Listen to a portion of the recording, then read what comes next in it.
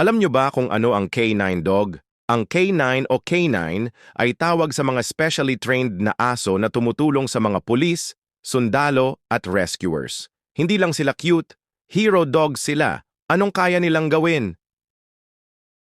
Kayang makahanap ng droga, armas o bomba gamit lang ang pang-amoy nila.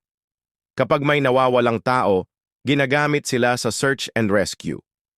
At sa ibang bansa, ginagamit din sila sa military at airport security. Fun fact, mas malakas ang pang-amoy ng aso kaysa sa tao, 100 hanggang 1,000 beses better.